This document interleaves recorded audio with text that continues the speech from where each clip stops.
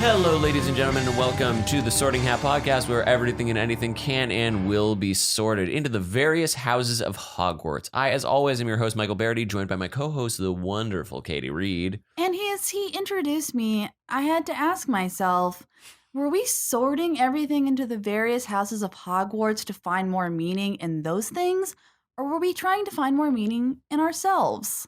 We're joined by a guest, the guest being the wonderful Leigh Lahav. Hello. Animator, writer, great overall opinionated individual. Like the best thing that's happened to my life in Los Angeles in years.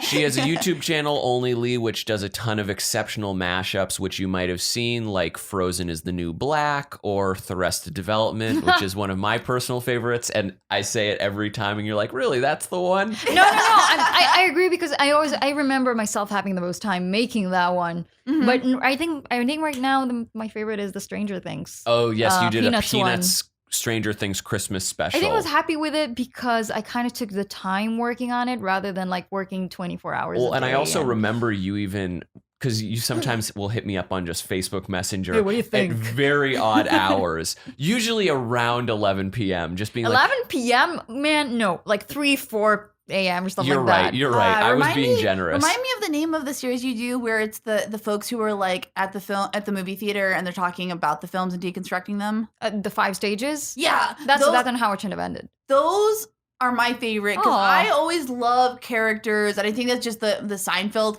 fan of me, of characters to go, what is happening? Like any character that will stop. Don't get Leigh started on Seinfeld. What? Hey, any show that's like, what is happening? This is interesting because the world's kind of divided to people who say, oh, you love Seinfeld, so you're not critical against it, and people who say you don't like Seinfeld, so you're I like Seinfeld a lot, and just that's why I'm more critical about it, man. I think I would agree. I think like Seinfeld is a really fantastic show, but like also, I mean, yeah. Sorry, continue. But it's about like the most horrible people on the planet, and so that's why it's so fun to dissect it and criticize it because you're like, what part is that actually like just what the writers feel, and like what part of that was them bring through ideas from the characters. But also, I mean, I'm from Israel, and I started watching Seinfeld from like a ridiculously young age because no one in Israel really cares what kids watch. Maybe now it's different. So like I watched it like when I was in elementary school and stuff like that. So I watched it then I watched it when I was in an older age, and now rewatching because it was like on reruns constantly. Now rewatching it in an older age, I became a lot more critical because it kind of shaped my mind in certain ways when I was younger, which I could criticize later and say, oh my gosh, this That being said, we're not talking about Seinfeld today. But I would be excited to talk about that. Oh, before we get into that though, Leigh is so like. It's just a testament to the kind of person that Leigh is she refuses to say definitively what house she's in. She refused to take the Pottermore quiz again for us. Well, she's taken it multiple times, and we were like, what are you? And she's like, well, I'm very frustrated by that. I wouldn't really say refuse as much as it really depends on which day of the week you ask me and what is my state at that point. Yeah. And so like usually we would come down harder and be like, nah, man, you're taking the quiz and like whatever it says goes. We've had people like actually get upset about it. But with you, it kind of like, it makes sense. What are you? You're one of the few people that I'm like, you could be like, I feel like you're either a Ravenclaw or a Gryffindor. Yeah. But you're, like you said, you're probably one of the only true, pure hybrid house persons. But on that note, and more to a better transition that we had before, we're not talking about Seinfeld today. We're talking about... but the reason I said what I said is because the same thing happened with Sex and the City, which we are going to talk about. I watched it when I was like stupidly young, and then like a kid, and then I watched it again when I was in high school, and then again in my 20s, and each view was kind of like vastly different from me in that sense. In the same way, I could criticize it differently. And on the show, we try to avoid discussing characters or people specifically, so we are not going to be sorting characters or people specifically, but we are going to be sorting the relationships between people. Because Sex and the City, and I can give a brief synopsis, but Sure. The overall deal with Sex and the City is relationships to each other, relationships sexually, and also the relationship of these people to New York City, where the story takes place. Essentially, Sex and the City ran from 98 to I think 2004. It ran for about 100 episodes.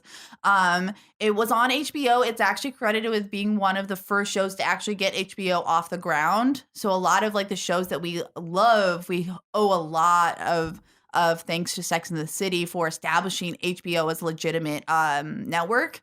And the rough synopsis of this is it's based on very, very, very loosely on an article that a woman named Candace Bushnell had that got adapted into this TV series starring Sarah Jessica Parker as a writer of a love and sex column in New York City, and her relationship with her friends and with men and with the greater culture that she was living in, this sort of Manhattan, high society, high fashion bubble, as someone who didn't always necessarily couldn't afford to be living there. Oh, that's but, true too. Every show that happens in New York, though. She's a writer, but she somehow affords a giant 1-bedroom apartment in a closet full of designer clothes. She's paid per letter. It's really interesting how that contract get paid per word.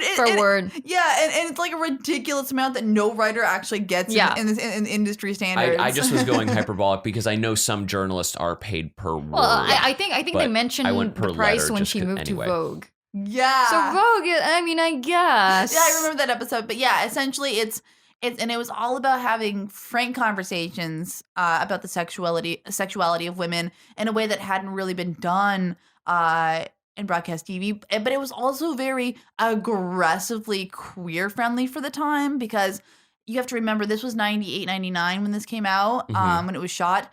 Ellen had only come out on television in 97, and that was considered a ridiculously big deal. So this show did then come in and essentially have women they've been compared to acting like gay men, having the open subversive sexuality of the queer community in these heterosexual women. It was a landmark, and I'm queering out on it because it's a darling of the gay community, and I like every gay man. Despite have to gag for it. Yeah. Episodes. Now you've heard sort of the history for both Leigh and Katie's history with the show. My history with the show of Sex and the City is I up until this point was unsure as to whether or not it was Sex in the City or Sex and the City, having just Wikipedia'd or Google searched Sex in the City. I was corrected to the information that the show is called Sex and the City. That's a very, very common mistake. It's common with everything that has end in it. But I have not seen a single episode. The information which Katie just imparted on all of us is the most I now know about the show. That's not entirely true. I did know that there's a character named Carrie, Samantha. Yes.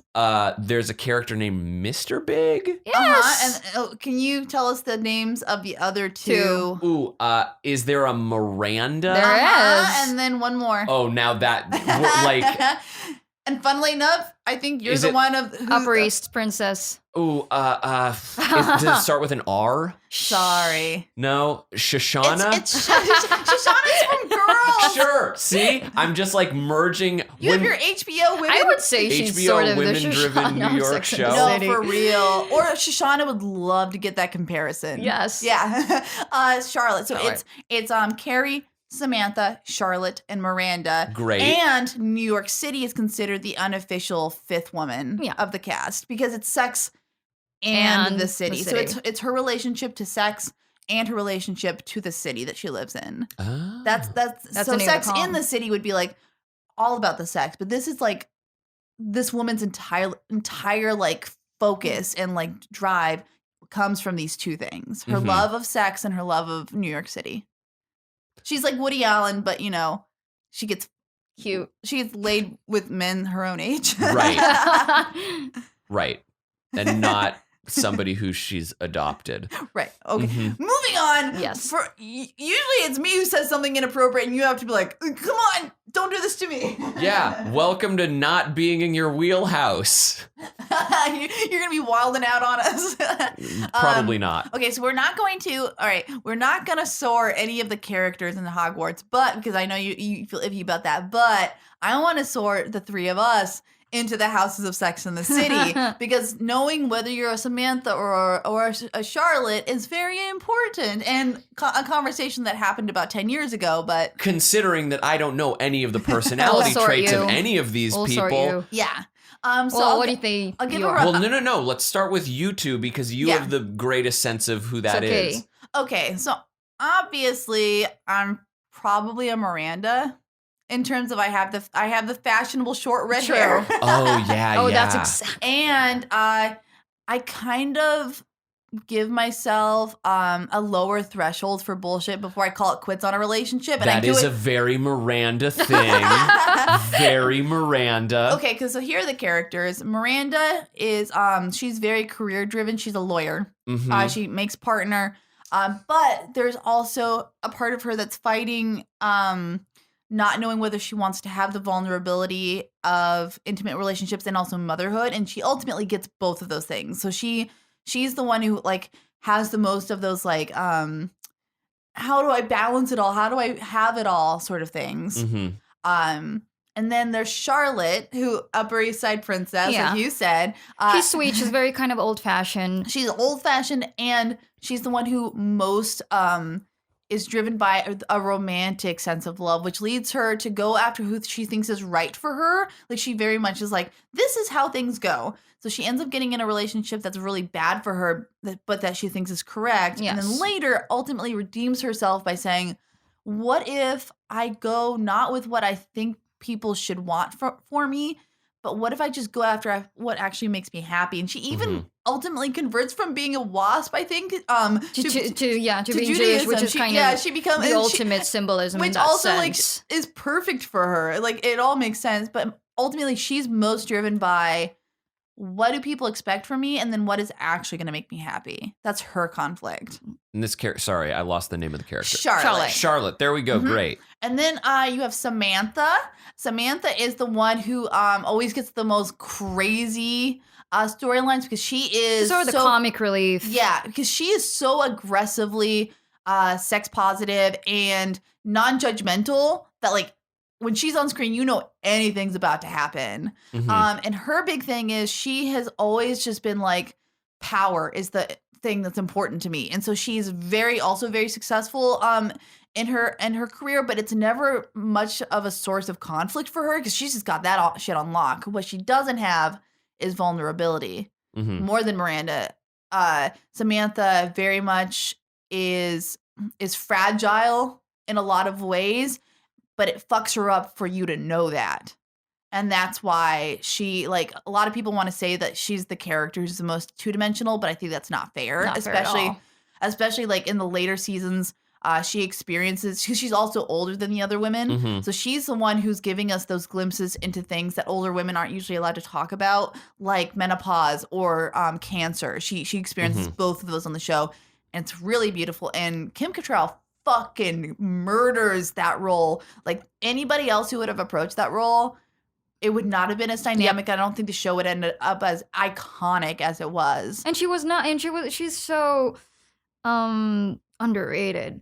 Yeah, no, I think so too. Like even She didn't win at all, did she? I don't know not if she ever once. did, but like She Kim was nominated, Cattrall, but she didn't. I fucking love Kim Cattrall No, she's because great. she has been Ever since consistently Mannequin. Yeah, she's been objectified her entire career, and she takes shitty ass roles and she makes them something that you will never forget. And for that, Kim Cattrall, hats off to you. But her character Samantha, she fucks, but she's fragile.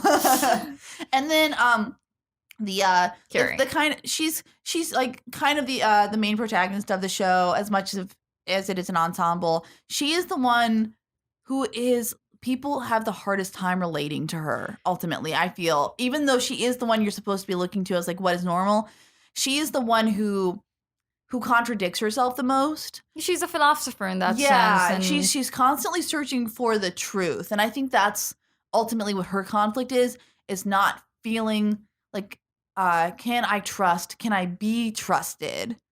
To be like accountable and to be there for people when the chips are down. Mhm. I feel like those are her greatest insecurities, but she's also one of the most passionate, and she's also one of the most loyal people ultimately. Mhm. She fucks up big time, and that ends up being like her greatest like hubris, I think, is that she doesn't hold herself to the same standards she holds other people to. yeah, she can be, a lot of critics, I think, at the time did describe her as sort of an anti-hero in that sense, Mhm. which I'm not sure I totally agree with, but that does kind of give you a sense of what kind of a character she is. That Mhm. character She's does not get a lot as of shit for like extreme being... as Walter White in terms of like, Oh, sure. but like there is a lot of catharsis to seeing a character do the wrong thing even when they know it's wrong, Mhm. because you're able to then experience that without having the actual repercussions of it. And I think Carrie is an excellent example of That somebody. too, but she does... Yeah, if she's an anti-hero, it's in that way. She's just like making bad decisions in a way that we can relate to. and that's great because she does pay for that stuff. She's not... Those decisions are not glorified. No. In the same way, like, that I think And that she male repents when anti-heroes get glorified. Oh, yes. Yeah. And she gets, look up articles today. She'd be like, oh, Carrie was actually a horrible character. No, Yeah. she wasn't. She was a... But they never say that stuff about, like, a Walter White. They, Yes. like, because it's just, like, assumed, like, because they usually, male characters also get more, like, extreme stakes. Mhm. Like, Carrie was, like, interpersonal relationship. Stuff you heard about. Whereas, like, with male anti-heroes, it's usually them against the entire world and not them against themselves. Yes. Yeah. Okay, so You got the given spiel. all of those characters Yeah. now being properly schooled on this, I think I know who all of us are. Okay, go ahead, Okay. Michael. I want you to shoot from the hip. Okay, I think that I am Miranda. Yeah. I think Katie, I think you're Carrie. Whoa. Mm. And Leigh, I think you're Samantha.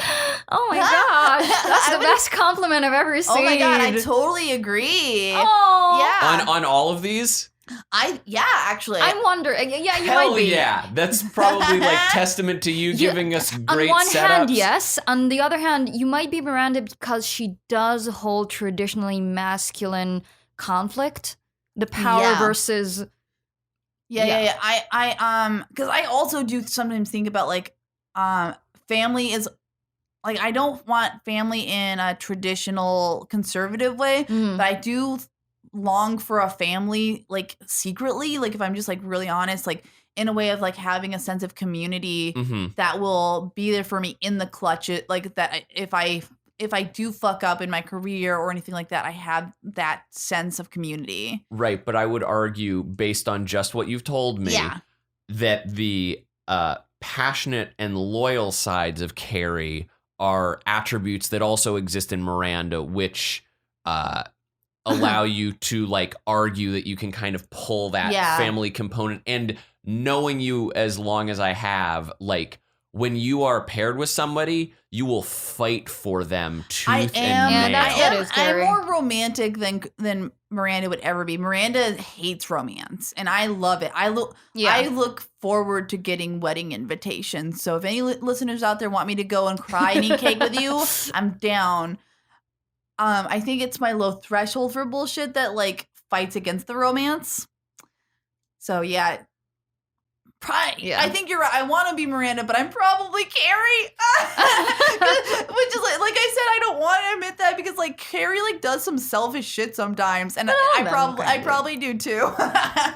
And I mean, That said, me trying to sort myself would be kind of, in the tradition of me not being to decide ever Yeah. what I'm, what I belong to. I will embrace the Samantha and be happy with it because it's like the best comparison. And I think there are parts of you, if you were not, I do think that you are a Miranda, but I think there are also parts of you that are a Charlotte. Me too. I want to say that. Not necessarily because you worry too much about what people expect of you, but you There's a softness. there's a romance. Also, she was a little bit like, I'm not necessarily traditional, but it's I struggle with the happiness factor. Yeah, and not even like the happiness factor, but also like you've often said like, I'm not necessarily looking for like a Jewish woman to settle down with, but if it happened, that would be neat because then I would have that like, that sort of like heritage stuff.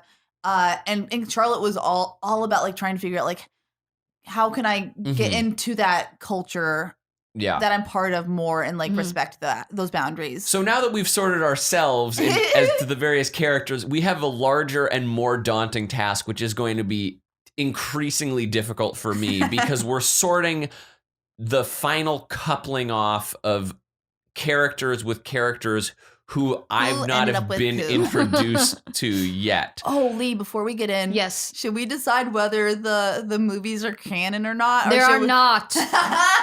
No. Okay, Oren, if you're listening to this, my husband just watched the show 2 times with me, and he watched the first movie, and of course it was awful, and he hated it. Yeah. And now he heard there's a second one. I tried to kind of hide that from him. He heard there's a second one. I'm saying, Oren, it's bad. It's really, really bad. It's like non-canon. It'll ruin the characters for you. I was like, but I want to watch it. So yeah, if you're listening, no. Just so you know, it's fan service gone terribly wrong. Like them trying to cater to these people who miss the show. But the show kind of existed, and you can tell me if you agree or not. It was a show for its time. And now them trying to talk about some of the same things the same way doesn't necessarily always fit was correctly. of its time, but it's also timeless, and this is something I can watch all the time, this show. No, that show had, within itself, but like them... The movies that I felt like when I watched the movie, that was like, this is what every...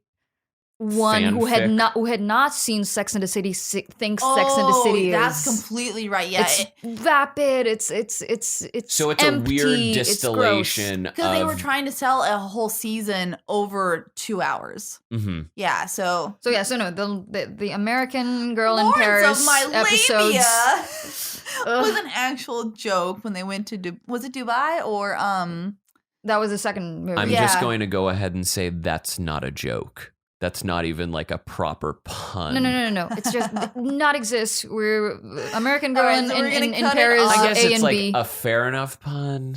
Yeah, we're not dealing with this. It didn't exist. Only the TV show, like who was with who at the final episode. At the series finale. Yeah. So I want to start with Charlotte and Harry. Okay, great. Okay.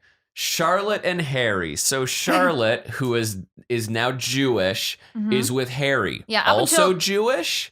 His name's Goldenblatt. So Harry Goldenblatt. She Jewish. She reverted to Judaism for him. Yeah. Whoa. Okay. And it was the first time I'd ever as a Gentile. It was the first time I'd ever seen what conversion was like. And I'm sure. I mean, having not seen the show, I don't know. But Leigh, how accurate was the conversion? I've never seen, conversion. I do have a relative who did convert. Mm-hmm. Kind of. I guess I should ask her, about that. It did take a long amount of time, I guess. So that, is accurate. One of the components that I know has to happen when you are looking to convert is you need to approach the rabbi 3 times. 3 times. I only heard about it from this show. Which is like a very weird rule to me, but it shows that you're dedicated. And the first 2 times the rabbi is instructed to just be like, no, you don't want to do it, and try to talk you down. Yeah, that's something that happened in the show. As someone who grew up as evangelical, that blew my dang mind when I found out that like the chosen people, like they're not necessarily trying to get like more people on the team. Like they're like, we're correct and we'll tell you about it, but you don't necessarily have to do this. I don't even think it certainly doesn't, to me anyway, stem from like a holier than thou place. It's more like, this is a pretty big decision. Like, if you went into a tattoo parlor, like you're putting this on yourself for life, like, and laser removal is like expensive. So like, not necessarily for life, but like nobody at a tattoo parlor is going to be like, they'll ask like, are you sure? But I once you wish say, tattoo parlors had like a 3-time. but once you No. say, yeah, I'm sure, they're like, all right, like you can come in as drunk as you want and be like, we're getting matching tattoos. Have it be like this Chinese symbol that means peace. And I think actually a lot of tattoo places in Israel won't let you in if you're drunk. That's what I maybe it stems for that. good on 'em. But I think those but American ones too, the ones that are not sketchy as hell, Mm-hmm. Yeah. Granted, I've never gotten a tattoo. I'm speaking out of my ass on One this. of the the accurate aspect is she got like super into it. She did the whole Shabbat dinner. Yeah, and she embraced it. And Harry was like, oh yeah, I'm eating pork, and she's like, what? Like she was very much. That's accurate from like people. So she then went to the opposite end and became like super devout. Yeah, because that's kind of the person she is. She's very like, anal and like by the book. So this relationship was a true like turning point for Charlotte. It happens like later in the series. Mm-hmm. So the way she ends up with Harry is she's not attracted to him at all in the beginning. Mhm. He tells her that he's attracted to her, and she kind of she's kind of like, I'm kind of in a slump right now. Why not? Turns out to be the best sex she's ever had in her friggin' life. She's like, oh, sex is actually different than I thought it was from all of these waspy, uptight, rich men that I was chasing before who had no intention of respecting or satisfying women. Harry was the opposite of that. He was not the most attractive man. He didn't like care about the same things that were important to her, that were superficial. Mhm. And so the overarching theme of their relationship is Charlotte coming to terms with the fact that they are a good fit and that she's not too good for him. Mm-hmm. Which is like the shittiest part of Charlotte is her elitism. Oh yeah, and there's actually like a turning point where He she breaks up says with her. something. She says something like, "Do you know how people, what people think of the street when they see us together?" Yeah. And then I don't know, it didn't really dump her, but they kind of have a break thing. Yeah, because And you then can tell that he's like, I'm in love with you. I just need to get your shit. You need to get your shit together and stop judging this relationship the way you think Mhm. other people are judging it. And so she like goes on like all these terrible dates and then finally gets back to my thing.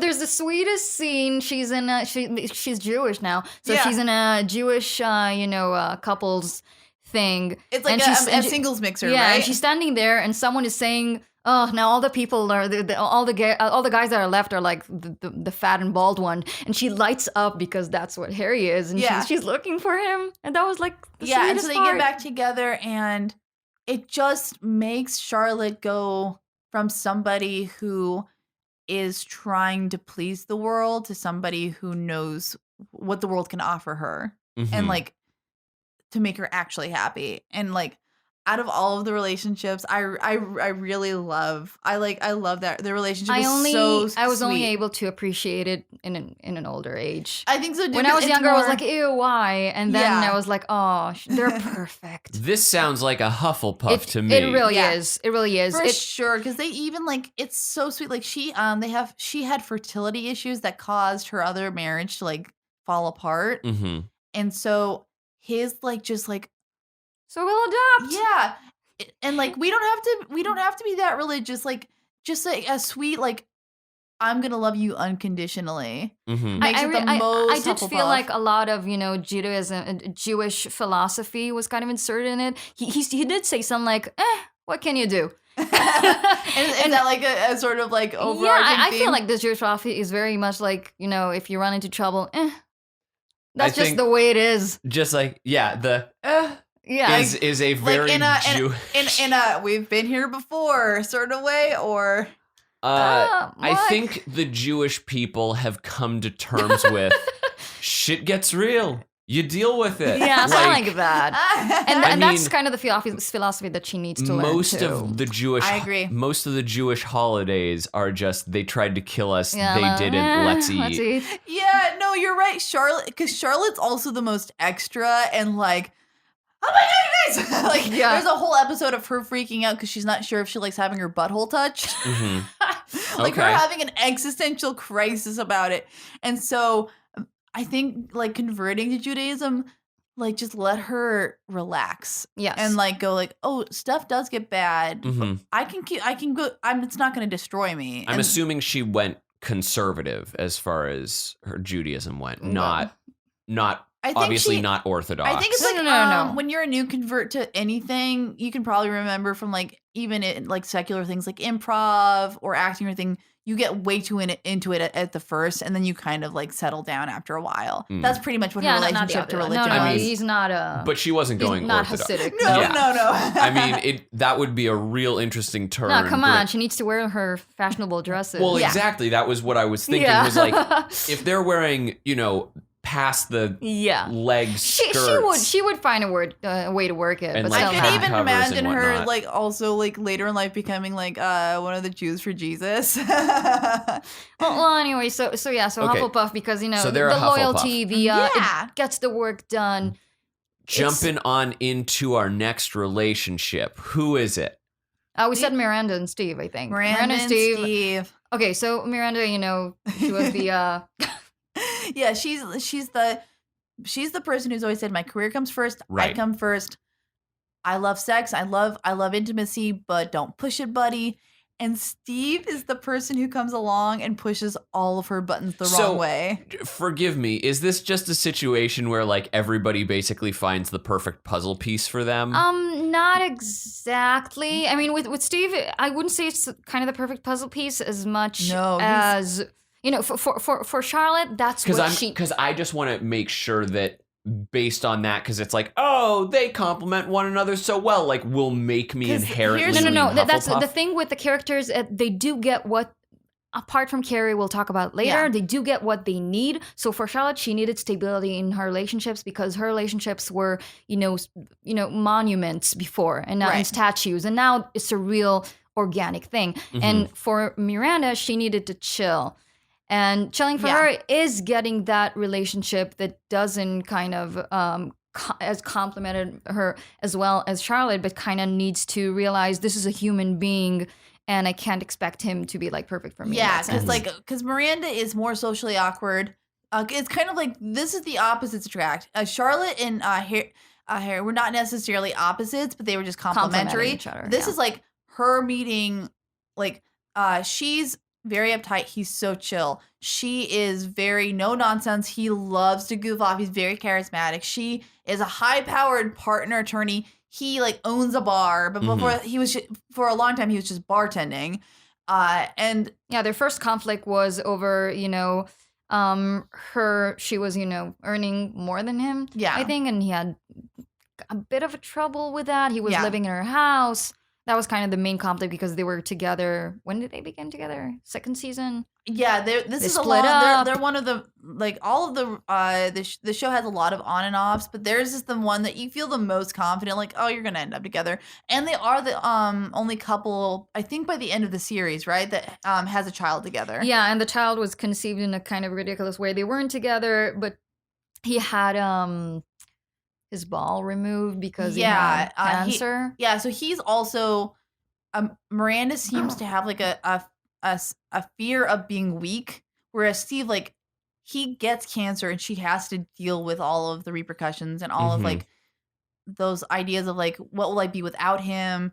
And so they end up having a child together while he like when they did not think it was possible. She gave him like a pity fuck or something. Yeah. He had like one ball. She had like a fucked up they both situation there. Yeah, and so ovary. They had like against all odds. They're not necessarily the characters you think you're going to end up having children. They have a child together, and they're great at it. They're great parents. And so I feel like I have a. What do you think? I would say Gryffindor. I'm saying Gryffindor as well. Because they need to be that whole relationship is so based on bravery and courage, and his courage of kind of dealing with her courage of kind of dealing with him.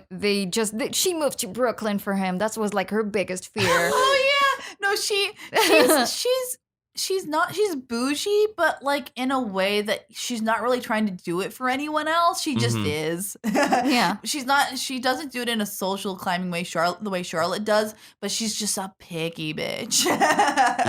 Yeah, I think based off of the like accidental family sort of thing, and then being great as parents, and also needing to like rise up to be kind of cross support really does contribute to Gryffindor. Also, Magda is Magda. Dumbledore. Yes, she is. Magda, Oren and I. I'm sorry, who? Magda is she receives her. She comes to her house in like third season. Yeah, second season? as a house cleaner. As a house And cleaner. she's from like what country is she from? I don't know. Like it's just vaguely Eastern European, yeah. Great. And okay. she's sort of her guardian angel in that sense until the very end where she becomes a nanny. Yeah. They start off as kind of a very difficult relationship because Magda is very kind of conservative. There's an episode where she finds her vibrator and replaces it with like a Jesus statue or Maria or something. with a statue of the Mary. Oh, the Mary, like, right? Because she's like, she goes into Miranda's, the drawer everybody has that has the condoms or has the sex toys in it, and like instead of leaving it alone like any other housekeeper in Manhattan would do, Magda took Miranda's sex toys, replaced it with a Bible and a statue. And so there was this very maternal conflict between Miranda and Magda. Mm-hmm. But yeah, that it kind of turned into an organic, again, sense of family and community that Miranda ultimately wanted. Mm-hmm. So what were you saying about No, totally. We just imagined her as a total guardian angel that kind of appears to kind of assist her in her life. The same way that Dumbledore can just pull she through. also kind of there's a scene where she kind of understood she should be with Steve before the audience, before everyone. And at the end, Lean in. Okay, sorry. At the very end, there's a scene where, Steve's mother moves in with them because she has like a stroke and she has like, memory problems and stuff like that. And there's a scene where she kind of she helps her like bathe, and Magda comes over to Miranda and she says, "This, what you did, is love." And we imagine her just kind of spreads her wings and flies away. My work here is done. But yeah, so like Magda is the Dumbledore of Sex and the City. If Miranda is Gryffindor, if Miranda and Steve are Gryffindor, she is definitely the Dumbledore. Okay. So yeah, Gryffindor, 100%. Great. So then I guess we're moving on to Samantha and Smith.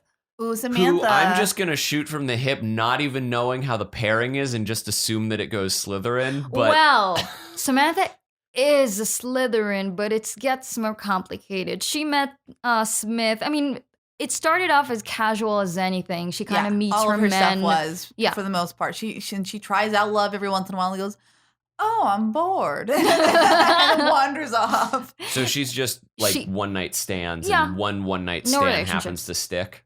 And that was a one night stand. She met him at like a restaurant. I think it's the youngest she's been with. Yeah. Like a young model. He is young and hot.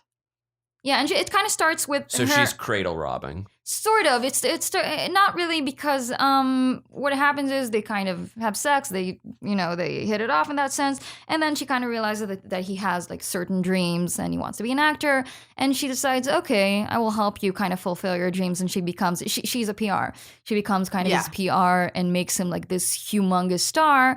And he kind of sees her as his girlfriend, but she sees herself as someone who kind of got entangled in that relationship, and she tries to kind of shoo him off in a few instances, but she just realizes that this is it in a sense, and it sounds a little morbid in that sense, but yeah, that sounds pretty depressing. It was not, because I'm kind of explaining it bad. Katie, you're doing a better job at this. No, she sort of understands that this is what she needs right now. Yeah, and in a lot of ways, Smith is everything that she would typically go for in a superficial way, but he surprises her and the audience, I think.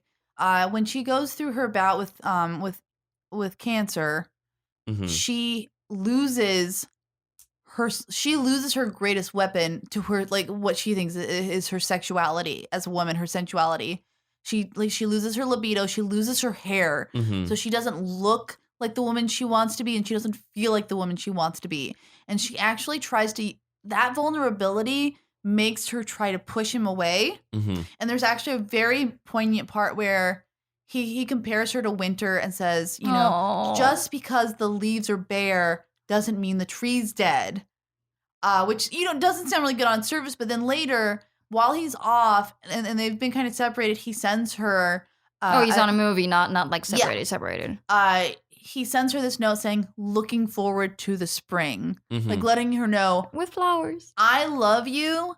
I know that this is not going to be the end of you in a way that even you won't admit that you're scared about. And I'm not, because she also even like tried to tell him like, just fuck other people because that's how people are. And he went, actually, no. Actually, I'm going to be the first man who ever is going to let you know that I'm sexually attracted to you because you're such a wonderful person. And that ultimately ends up being very sweet, very accepting, very... Yeah, non-judgmental, the way that she is. He adores her, but not, in a fan-based sort of way. He kind of really respects her, and he gives her a certain set of limits that aren't similar to, limits other men would give women. Yeah. Sort of kind of emotional in that sense of, don't push me away, I'm not going to do it. That's just the way it is. Whereas most men, like, are usually portrayed in media as having to be pulled into commitment and monogamy. He's the one telling her, no, you can't push me away from that. Yeah, he's all in. Whereas like other men in her life had never really had much trouble with those, the way that she would push them away. And so like they're not necessarily complete opposites the way that like the other two pairings have been. They're very similar except for like the age, and then just like he has more emotional maturity in some ways. Whereas she's just like very, very smart and very, very aggressive. He's got all of that stuff, but he also has like vulnerability on tap, probably because he's an actor. Okay. So I retract my Slytherin call. Yeah, it's Hufflepuffed. I mean, yeah, it definitely feels more Hufflepuff or Gryffindor. I don't think it's Ravenclaw. I mean, the reason I would not say Gryffindor is because I don't see it as, an excessive amount of courage or showmanship as much as, the acceptance and sweetness and sensitivity of a Hufflepuff. Because Hufflepuffs can be very courageous, but it's quieter. Right. And it's usually overlooked. It's an understated in the same courage. way that this love story is almost always overlooked compared to all of the other ones. Even I at the top was like, who did she end up with? Oh. And I realized that's so unfair. So yeah, Hufflepuff. All right. Great. So that brings us to our star. The biggest, most tumultuous. Like, you meet Big in the pilot, don't you? Yes. And is that his first name or his last name? That's a nickname. That's interesting. You actually don't find out his actual name till the finale. Of course. Yeah. Fuck those people. It was funny though. It's okay when biggest you do that with like dragon lords and shit. But if it's in a love story, suddenly that becomes contrived. I'm always just like bothered when they all know his name. It's just the audience doesn't. Right. Because you have to remember, she frames this entire series. I'm sorry I didn't tell you. She's framing it as her retelling it in her column. So she has pseudonyms. So we can't even know for sure that like Samantha and Charlotte are any of their actual names, which I've never actually thought about before. I'm not sure because she does mention other names, I think, and they talked about it. But for whatever reason, she gives a pseudonym to Big. Gotcha. And so that's what we know Maybe him it's as. because ultimately they wind up together. What is it? It's John. John something. I don't know. Yeah, probably like let's call him John Noth. Yeah, but yeah, big. That's his name because he's a big, successful, rich dude, and he's all just, that. He's just the best way I can describe him to somebody who doesn't know is imagine if he was a member of the Rat Pack.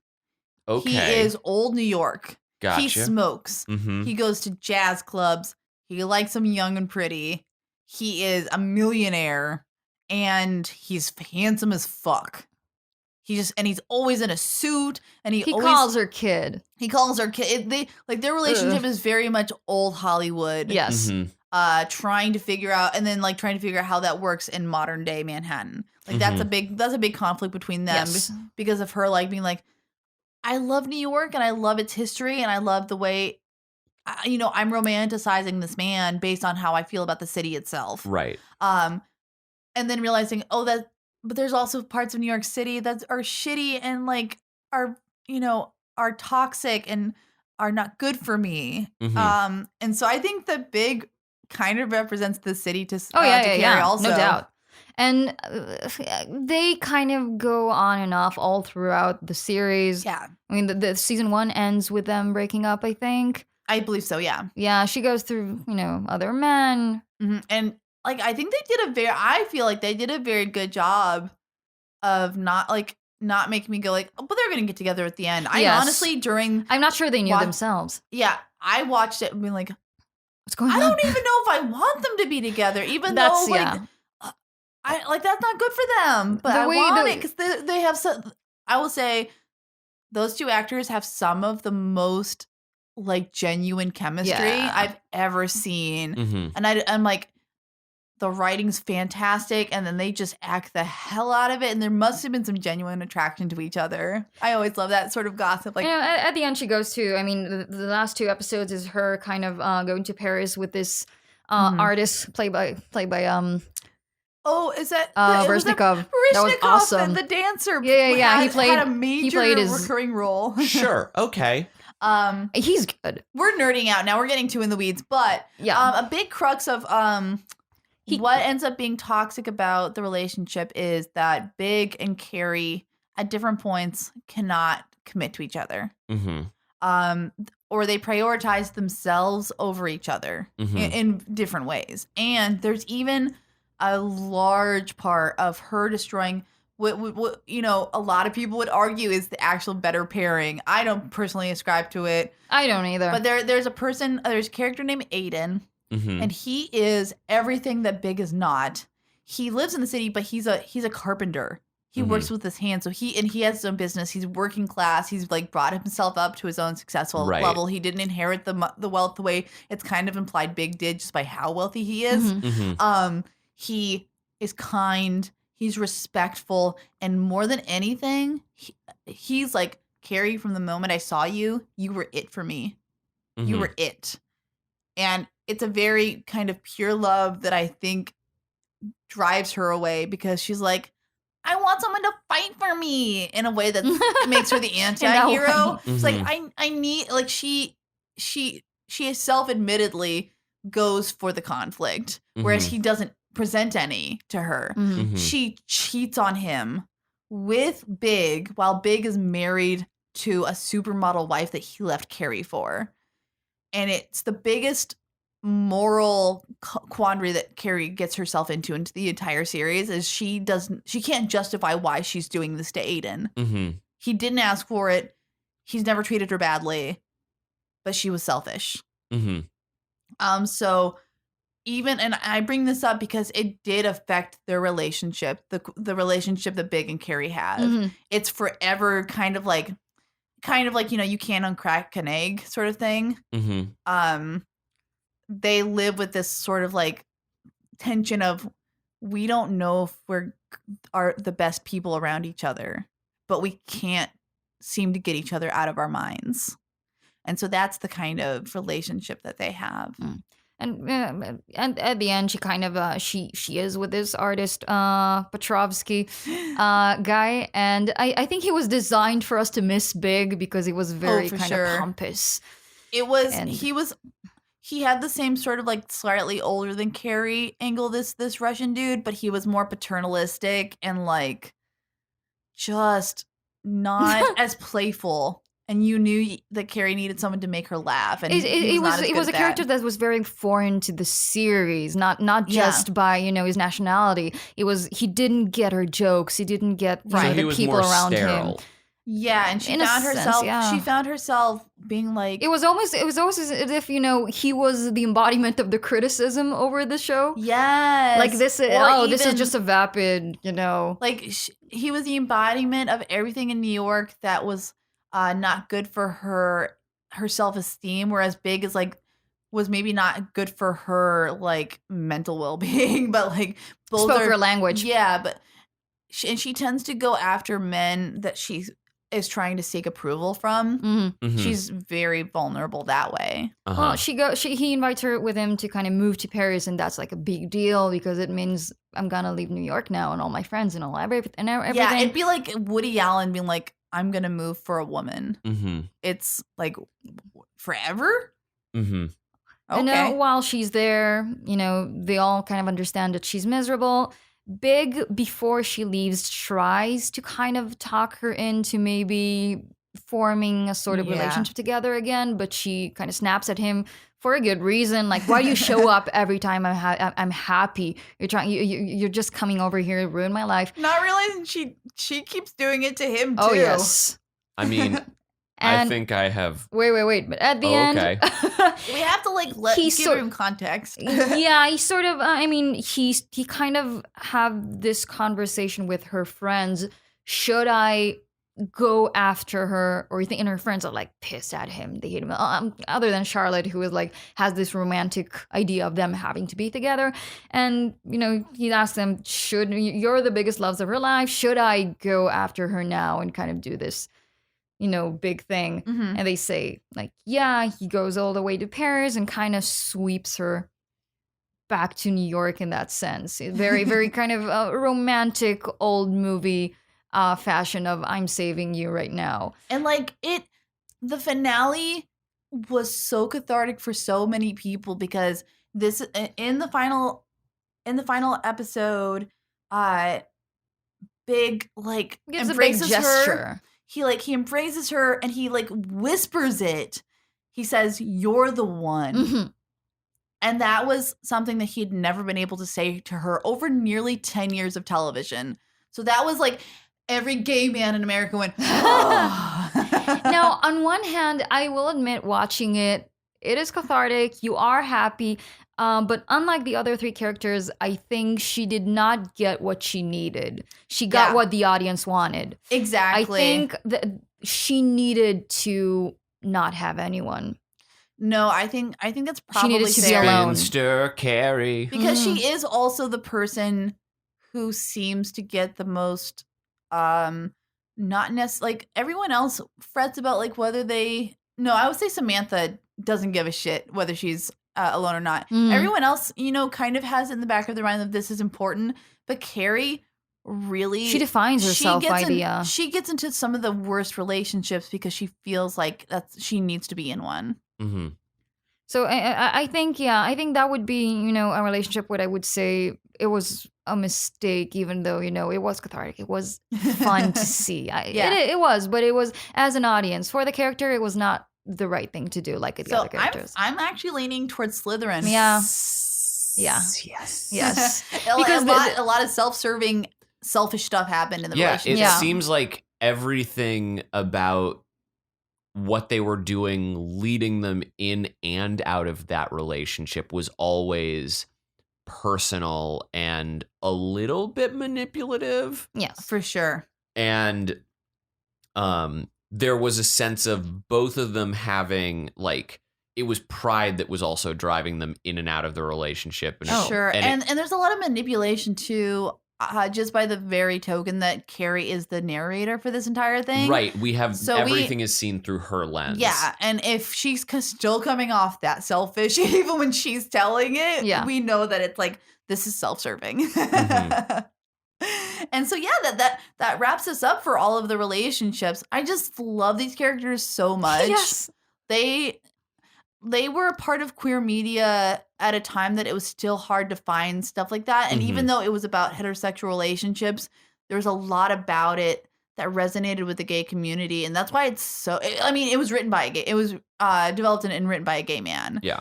So he was bringing a lot of these sensibilities from queer culture and just injecting them into a fabulous, like beautiful, it, like the cinematography, it like helped revolutionize the idea of getting single camera dramas and comedies back on television. It rejuvenated HBO. We just owe so much to Sex and the City, and I will nerd out and stand for it my entire life. Oh, me too. I mean, I still watching it. It's kind of one of the only shows where I sort of see myself in, for all its, I would say supposed shallowness, because it does have more than that. But yeah, I will watch it for the outfits sometimes. But I do see myself in these characters. I do feel better after watching that show. Yeah, it's not, one of the shows not because it's essentially optimistic and very, very fun, but it also gives you a sort of point of view that you still don't really see today. About like female friendships, female relationships, and like the right for women to openly say like, I have needs that entertainment media is saying that I don't have. It's revolutionary. I can understand why cis straight men are like, I can't relate to this. But maybe that's good. Maybe there should be just one. No, I mean, one. There is a sense of, hey, this is not for you. But I would say once straight men do watch it, I mean, I know it's a good so show. many men that they're like, I don't know why I'm addicted to this, but I am. I have to figure out what's going to happen to Miranda. I mean, you've pitched a great reason for me to check it out. It sounds like it's pretty damn engaging. It has boobs. It has boobs, Michael. I don't. But it has, more than anything else, it had super witty, great dialogue and interpersonal. It's hilarious. It's funny. The character dynamics in a completely different setting are on par with some of the power plays of like your Game of Thrones or anything. There's a reason why this show started the prestige TV drama and comedy wave. And I think there's also something very fun in us sort of sorting the interpersonal relationships and who's winding up with who. And for that very reason, I mean, we'll probably need to go back and revisit this sort of thing with other shows, because I know people have opinions on Gilmore Girls. Who's she gonna wind up with? We should just sort the episodes of the Gilmore Girls that have the most word counts.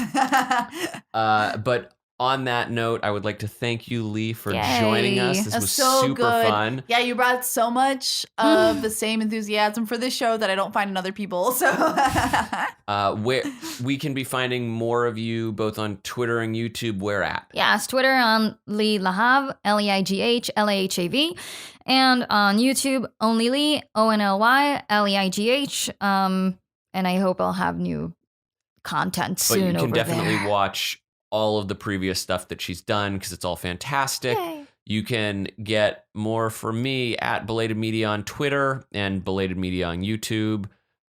Katie, what you got? Follow me on at that Katie Reed. I talk about, if you want some more Carrie type, I guess that's what I am, type drama, you can come see what I'm talking about on my Twitter feed. Will I get together with Mr. Big? Who knows? But in the meantime, if you liked this podcast, please rate us on iTunes and Google Play.